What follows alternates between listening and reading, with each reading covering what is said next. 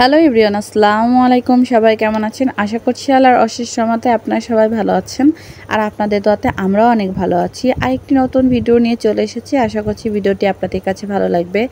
আর ভিডিওটি যদি ভালো লাগে তাহলে অবশ্যই আমার চ্যানেলটি সাবস্ক্রাইব করবেন।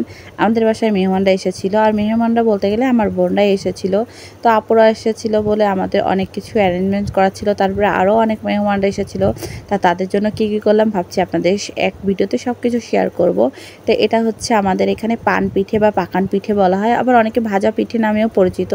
তো আমাদের খুব খেতে ইচ্ছা করেছিল বলে আম্মুকে বলেছিলাম যে অনেকদিন পান পিঠে খাওয়া হয় না, তুমি একটু বানাও। তো আরও বৃষ্টি পড়েছিল, বৃষ্টির সময় খেতে খুবই মজা লাগে। তো এই জন্য রাতে বানিয়েছিল, আর এটা ছিল পরের দিনের ভিডিও। আব্বু বাজারে গিয়েছিল, তো বাজারে এই নদীর টাটকা টাটকা চিংড়ি মাছ পেয়েছিল, তাই কিনে এনেছে। আর এটা ছোট ছোট চিংড়িই বলে, এটা আরও বড় হবে। কিন্তু এখন যেহেতু বৃষ্টি পড়েছে, বৃষ্টিতে জালে ধরা পড়েছে নদীর থেকে। এগুলো নদীর মাছ, আমাদের পাশেই যেহেতু ভৈরব নদী, তবে নদীর মাছ সবসময় পাওয়া যায় না। আর এই বৃষ্টির সময় একটু বেশিই পাওয়া যায়। বৃষ্টির সময় অনেকে মাছ ধরতে যায়, জাল পাতিয়ে রাখে এইভাবেই। আরও খুব সকালে যদি যাওয়া হয় তাহলে বিভিন্ন ধরনের নদীর মাছ পাওয়া যায়। যেমন আজ গিয়েছিল বলে আজ চিংড়ি মাছগুলো পেয়েছে।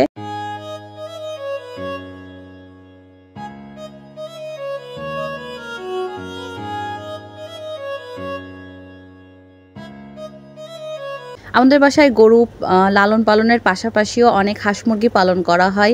হাঁসও আছে, মুরগিও আছে, সব ধরনের পশু পাখি আমাদের বাসায় বর্তমানে আছে। তো সেইখান থেকেই একটা মোরগ ছিল অনেক বড়, যার বয়স 2 থেকে 3 বছর বয়স।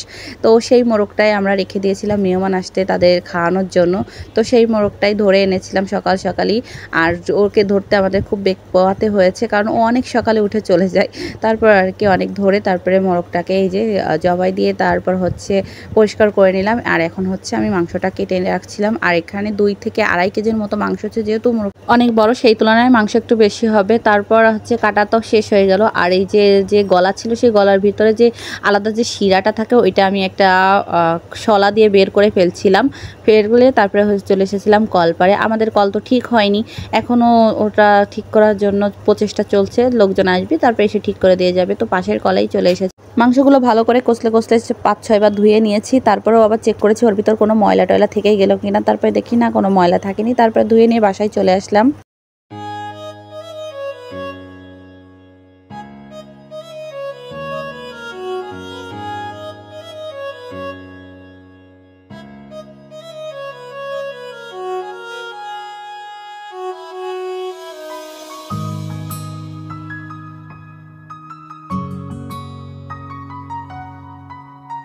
আজ যেহেতু অনেক পদের রান্না ছিল, এই জন্য ভেবেছি আপনাদের সঙ্গে প্রত্যেকটা রান্নার ছোট ছোট করে ভিডিও শেয়ার করব।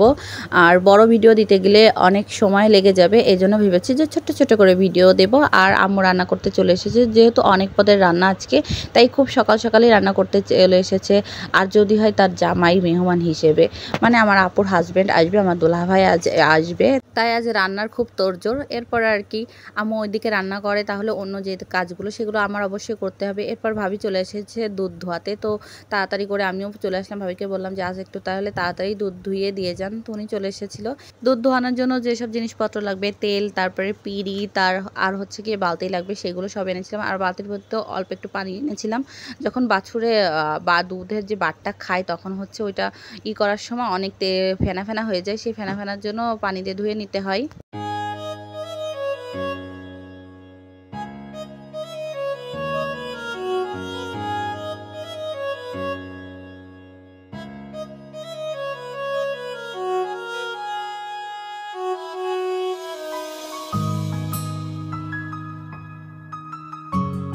গ্রামের বাড়িতে সব সময় বললাম হাঁস মুরগি পালন করা হয়, আর সাথে তো গরু ছাগল আছেই। এগুলো স্বাভাবিক, গ্রামের বাসায় এগুলো থাকবেই। আর সেখানে যদি মেহমান হঠাৎ করে আসে, তাহলে অবশ্যই আমরা কি করি, বাসায় হাঁস মুরগি আছে কিনা সেইগুলো আগে চেক করি, তারপরে কেনাকাটার দিকে যাই।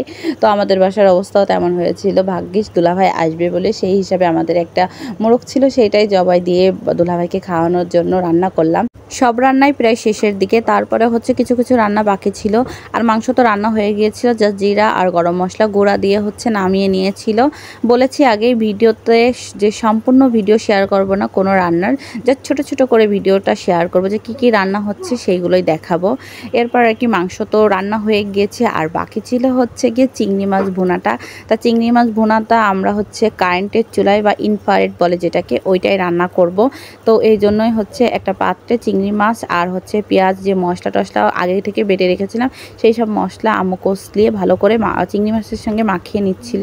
আর এটা হচ্ছে ভাপে রান্না করবে বলেই কারেন্টের চুলায় রান্না করব, তাই ভেবেছিলাম যে এমনি চুলায় না রান্না করে কারেন্টের চুলায় রান্না করলেই তাড়াতাড়ি হয়ে যাবে। তো যেইভাবে সেই কাজ আম্মু তাই করেছিল।